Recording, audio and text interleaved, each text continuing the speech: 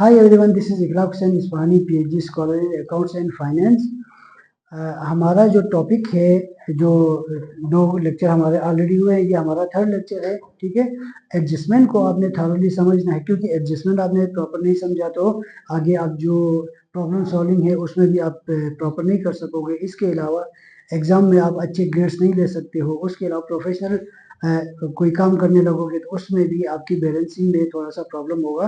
तो जो फाइनेंशियल हम बनाते हैं, इनकम स्टेटमेंट, बैलेंस शीट वगैरह बनाते हैं, कैश फ्लो बनाते हैं, उसमें जो इम्पोर्टेंट रोल अदा करता है वो क्या है, आपका एडजस्टमेंट। बहुत सारे स्टूडेंट्स जो है वो एडजस्टमेंट को समझ नहीं सकते, तो इसलिए नहीं समझते हैं, उनके लिए इशू होता है। डिफरेंट आप वीडियोस देखते हो, आप डिफरेंट टीचर्स, इवन मैं जब पढ़ रहा था तो मेरे लिए भी 2-3 टीचर से मुझे प्रॉब्लम हुआ। जब मुझे अच्छे जो टीचर है, जो सीमा ICMA के टीचर हैं इस वक्त पढ़ा रहे हैं, सर अदनान, उन्होंने फिर मुझे जब समझाया तो फिर अच्छी तरह मुझे समझ में आया। उसके बाद मैंने कोशिश की, क्यों प्रीवियस 2-3 टीचर से मुझे समझ में नहीं आ रहा था। एट द टाइम ऑफ 2005-2006, तो तब मैं BCom कर रहा था, तो बहुत मुश्किल होता है। ठीक है, तो इवन उन स्टूडेंट्स के लिए जो न्यू हैं, जिन्होंने अकाउंट्स नहीं पढ़ा है, क्योंकि हमारे सब कॉन्टिनेंट इंडिया और पाकिस्तान में क्या होता है कि जब आप मैट्रिक करते हो, इंटरमीडिएट में आके फर्स्ट डेबिट क्रेडिट हमें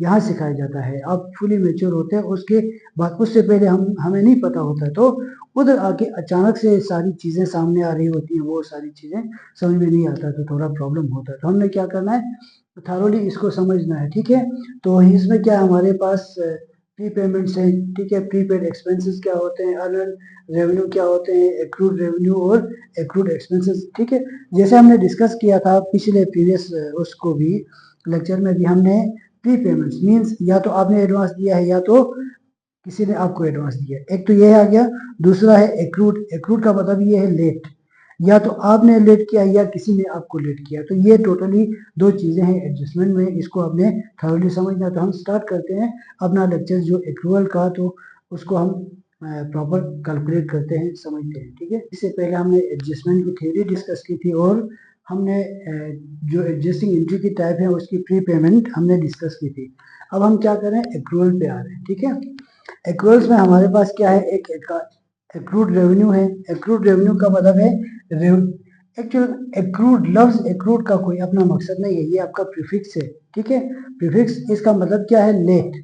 जब ये आपके पास एक्सपेंस के साथ लगता है, रेवेन्यू के साथ लगता है, तो फिर इसका कोई मतलब है, अदरवाइज इसका कोई मतलब नहीं है। ठीक है, अब एक्रूड रेवेन्यू, अगर रेवेन्यू बाद में आपको मिलता है तो हम उसको क्या कहते हैं, अकाउंट रिसीवेबल।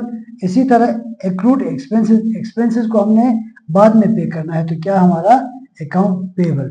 तो हमारा क्या है, टोटल एक्रूअल्स में या तो रिसीवेबल के बारे में बात होगी या तो पेबल्स के बारे में बात होगी। इसके अलावा हमने डिस्कस किया था, रेवेन्यू अगर एडवांस है तो लायबिलिटी होगी, यहाँ पे क्या है, लेट है। ठीक है, रेवेन्यू का रिलेशन इधर है एसेट के साथ, एक्सपेंस का रिलेशन किधर है, लायबिलिटी के साथ। तो हम ये करेंगे।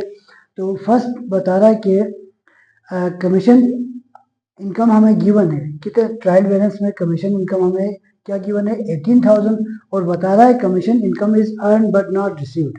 हमने ये जो रिकॉर्डेड है, इसका मतलब है या तो अर्न किया या तो रिसीव किया होगा या नहीं किया होगा।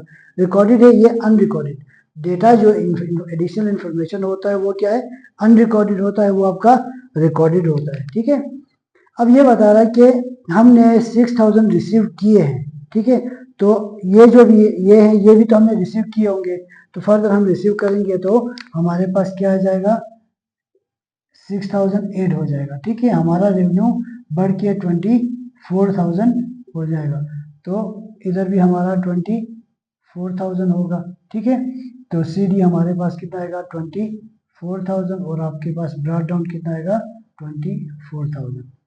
तो ठीक है, तो ये वाला जो 18,000 है, या तो आपको कैश मिला होगा या आपने अकाउंट रिसीवेबल रिकॉर्ड किया होगा। तो अभी का जो है ये हमारा क्या है, अकाउंट रिसीवेबल है, हमने इसको रिकॉर्ड करना है। तो हम इसको क्या कहेंगे, कमीशन,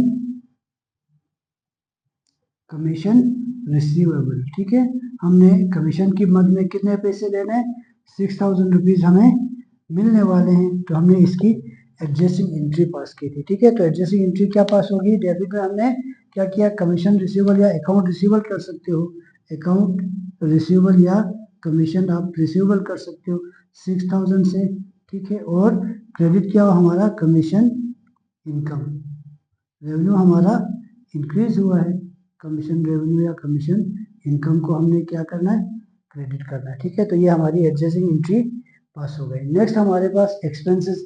देखो एक्रूड हमारे लेट या तो रेवेन्यू हो सकता है या तो एक्सपेंसेस हो सकता है। तो रेवेन्यू अगर लेट हो तो अकाउंट रिसीवेबल, एक्सपेंसेस लेट हो तो फिर लिख रहा हूँ अकाउंट पेएबल, ठीक है। अब सैलरी है, सैलरी गिवन है, जो ट्रायल बैलेंस में है वो बता रहा 36,000 हमने रिकॉर्ड किया है, या तो पेएबल होगा या तो पेड किया होगा। आगे कह रहा है actual salary expense for the year is 63,000। आपने जो रिकॉर्ड किया वो कितना है, 36,000 है, कितना 63,000। इसका मतलब है जो अनरिकॉर्डेड है वो कितना है, ठीक है। इस पे कितना और ऐड करेंगे तो 63,000 बन जाएगा। तो हम इसमें ऐड करेंगे, कितना ऐड करेंगे, 27,000 को ऐड करेंगे तो ये हमारा कितना बनेगा, 63,000, ठीक है। तो इधर भी हमारा 63,000 होगा, सी डी में हमारे पास कितना आएगा 63,000 और ब्रॉट डाउन हमारा 63,000, ठीक है। तो हमारा बराबर हो गया 63,000। तो सैलरी एक्सपेंस तो हमने रिकॉर्ड किया है, ठीक है। तो पैसे तो कैश तो हमने नहीं करना, ठीक है। तो क्या करना है, सैलरी पेएबल, सैलरी पेएबल हम रिकॉर्ड करेंगे। तो कितने से रिकॉर्ड होगा, एडजस्ट करेंगे, 27,000 की हमने पेमेंट नहीं की है, उसकी वजह से डिफरेंस आ रहा था। हम एंट्री पास करेंगे, डेबिट हमने क्या किया है, सैलरी एक्सपेंस। तो सैलरी एक्सपेंस हम रिकॉर्ड करेंगे 27,000 से, और सैलरी पेएबल हम रिकॉर्ड करेंगे 27,000 से। तो ये हमारी एंट्री पास हो गई।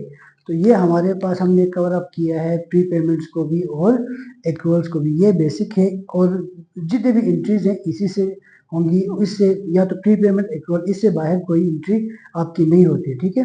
तो एडजस्टमेंट समझने के लिए ये 2-3 जो लेक्चर्स हैं आपने थारोली इनको पढ़ना है। तो आप इवन प्रोफेशनल हो, सीए कर रहे हो, सीमा कर रहे हो, आप एसीसी कर रहे हैं, या आप जॉब कर रहे हैं, ठीक है। उसके अलावा एमबीए, बीबीए, बीकॉम जो भी कर रहे हैं आपके लिए कोई प्रॉब्लम नहीं होगी। इसके अलावा हम एक्सरसाइजेस पे जाते हैं नेक्स्ट लेक्चर में। Thank you.